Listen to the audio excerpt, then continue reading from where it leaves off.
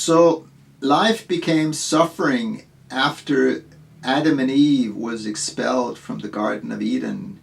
And the reason it became suffering was because the dualistic worldview was installed through living through the minds and not living through the instincts.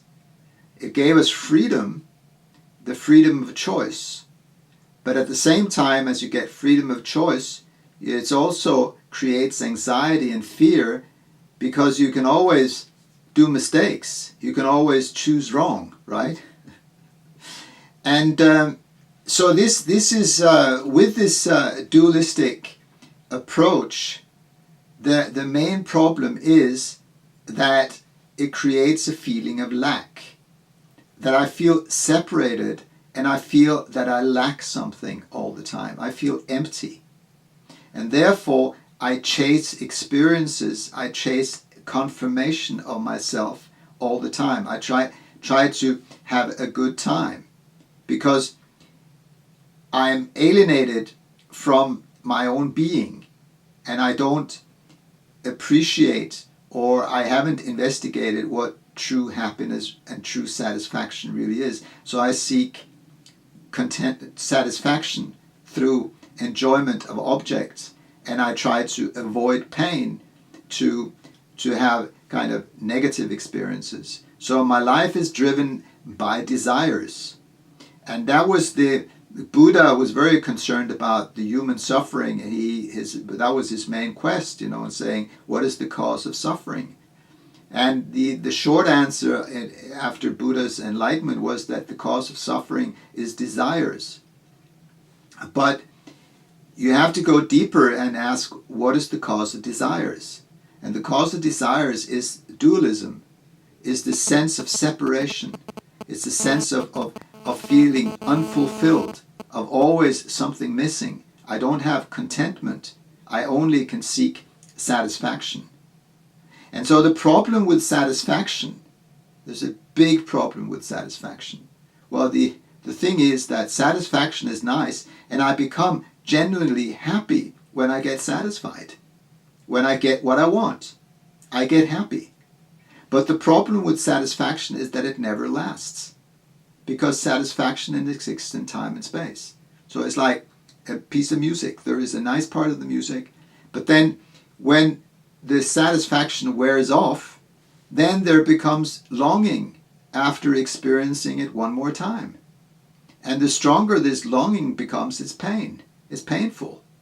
And so, normally it is that the stronger the satisfaction, the stronger the longing, or the more pain will come. Like, I had this amazingly love relationship that lasted for 3 months, right? And so it was a wonderful time. This beautiful, gorgeous woman wanted to be with me, and we had such a good time, and everything was nice, and drinking wine in the sunset and going for walks and really enjoying ourselves. And then all of a sudden, boom, then she got tired of me, and I was ditched, right? And so after those 3 months, there's been three years of pain, right? Wanting this experience back. Okay, so then I have to ask myself, was it worth it? So that's the big disappointment of desires, that we actually just have one problem in life, just one problem. Well, apart from the dualistic view, but once that is installed, you end up with one problem, and that problem is you don't always get what you want. That's the reason everybody goes to a therapist or even the dentist or the astrologer or anybody who can solve my problem. And my problem is always, I don't have enough money, I don't have enough love, I don't have enough experiences, I don't have enough satisfaction. Like the Rolling Stones saying, I can't get no satisfaction. Okay, that's the basic problem. And when you do get satisfaction, it's another disappointment, because after a very short time you want something else, and then it wasn't the satisfaction always wears off.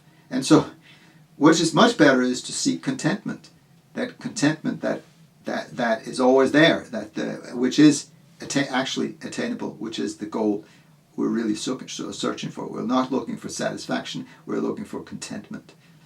But so this is the cause of suffering, and there is two more limitations to our freedom or search for freedom, because it's actually freedom we want. Freedom is our basic, desire, and the only desire that is worthwhile. But because we don't want to be rich, that's not what we want. We want to get free from poverty. We want to be free from the limitation of not being able to buy what we want.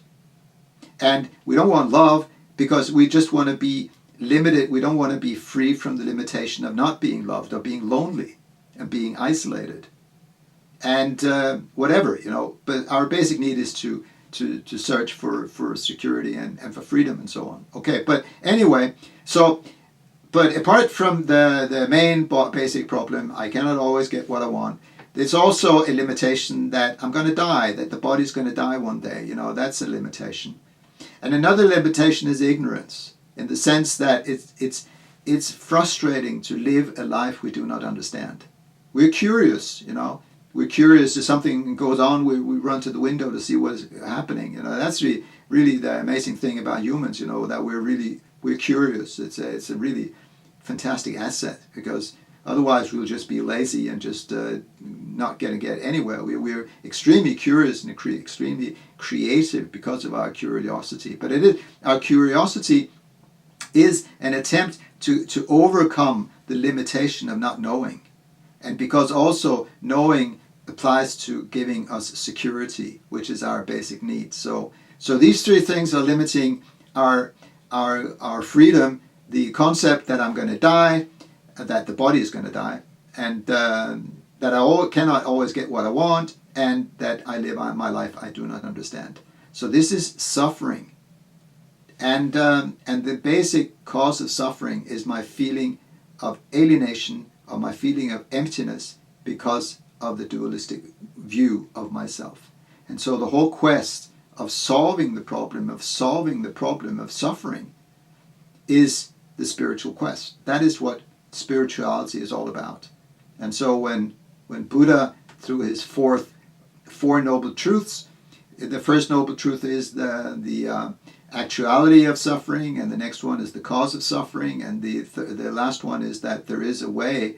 The third one is there is a way to end the suffering, and the fourth one is here is the way, folks. And then he came up with what's called the Eightfold Path and so on, which is a practical direction of how to end the suffering.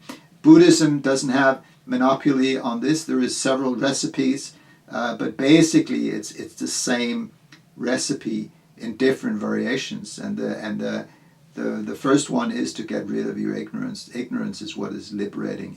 Ignorance is going to, if you can solve get rid of the ignorance, you're going to solve the problem. That's the method.